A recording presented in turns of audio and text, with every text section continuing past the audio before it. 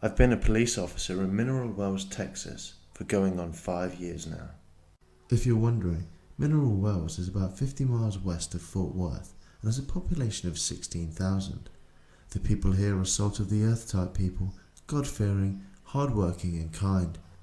But something has always been a little bit off about them. Almost like they're carrying a secret that no one else is supposed to know. Mineral Wells became a ghost town after 7 p.m, and driving the streets at night can be downright creepy, even from the safety of my patrol car. In the 5 years I've been here, I've seen and heard some strange things. Things I don't even believe myself at times. If I hadn't had my own strange experience when I was a child, I'd probably think I was crazy. But I'm not. The things that happen here are sometimes unexplainable, but they are real. And I'd like to relay one of my experiences to you. If you enjoy, perhaps I can tell you more, because I have a ton. To understand Mineral Wells, you first have to understand its history.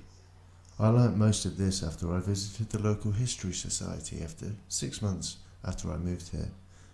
Apparently the town was settled in 1881 by a guy named J.A. Lynch. After Lynch dug the first drinking water well, he claimed that the strange tasting water cured his rheumatism. Mrs. Lynch claimed that the water had cured her arthritis as well.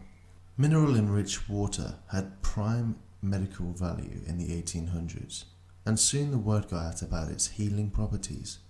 A second well was dug several years later, and then a third.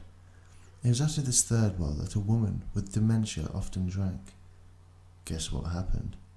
Her dementia was miraculously cured. The local children started calling this third well the Crazy Water Well, and eventually the term crazy water was coined for the miraculous water that flowed from the earth. News about this crazy water spread far and wide, and by the early 1900s, Mineral Wells had become the South's greatest health resort, with hundreds of mineral wells, bathhouses, spas and hotels and the like. People travelled from all over the country in hopes of experiencing the healing power of the crazy water themselves. As you'd probably imagine, most of these visitors were old or infirm, and many had never made it out of town alive. Today, Mineral Wells is a shadow of its former self. While it still has some industry, it operates mainly as a tourism and retirement community. But don't let that fool you. In this town, Faulkner's famous quote holds deeper meaning for those of us who choose to call it our home. The past is never dead. It's not even past. After I'd been on the force for about a month, I had my first experience with the strangeness of Mineral Wells. We had got a frantic 911 call about a dead body. I still remember the address, 200 Hubbard Street, the address of the Baker Hotel. I was working nights at the time. Apparently that's when the rookies start. And the call came in about 12:30 a.m. My partner and I were in the area, and it didn't take us long to get there. When we arrived, the 911 caller was gone, but the body was there just as described. It turned out to be a young woman. She was splayed out on the red brick steps that led up to the front entrance, her back obviously broken, and her head completely smashed. Also, she was totally nude. It was the first dead body I had seen, and it was gruesome. You didn't have to be an expert to determine she had fallen from a great height. I remember looking up to see if there were any balconies that she could have fallen from. There weren't. But there were plenty of windows, and since this was an old hotel, they didn't have the safety features that modern hotel windows have. In fact, many of the windows were open. I later learned the Baker Hotel had been shut down in the 70s, but no one would ever admit as to why. We secured the scene and called in the investigation unit. The girl turned out to be 29-year-old Pamela Allen. She had been a resident of Mineral Wells all her life and worked as a manager at a local cafe. On the night in question, Pamela had been out with some of her girlfriends at a bar that was near the hotel. One of the girls who had been with her told the investigators that they had all been hanging out on the 7th floor of the hotel drinking after the bars closed, when suddenly realised that Pamela was nowhere to be found.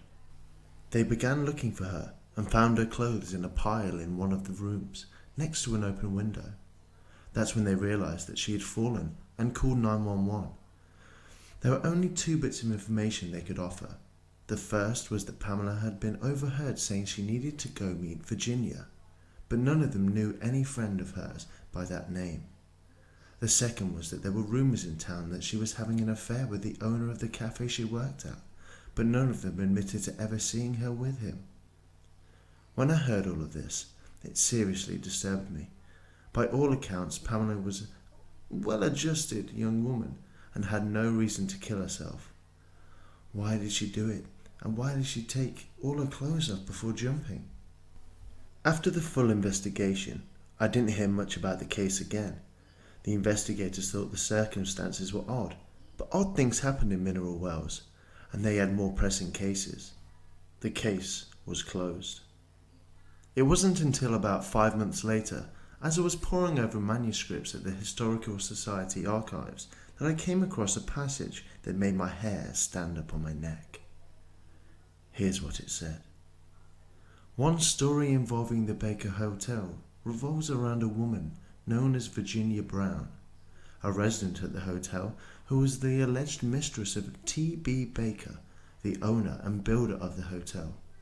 According to legend, Virginia was upset over the affair and drunkenly plunged to her death after jumping from the 13th floor. Many visitors to the hotel before its closing in 1972 have reported seeing a bloody woman, sometimes wearing a red dress and sometimes nude, roaming the halls after midnight. This freaked me out, and I was about to hop right on out of there, but before I did, I realized there was a reference to another document. It turned out to be the hotel's ledger from the mid-1900s. I searched for Virginia Brown's name and found it. She had been a resident at that time, and there was a notation under the room heading Room 714.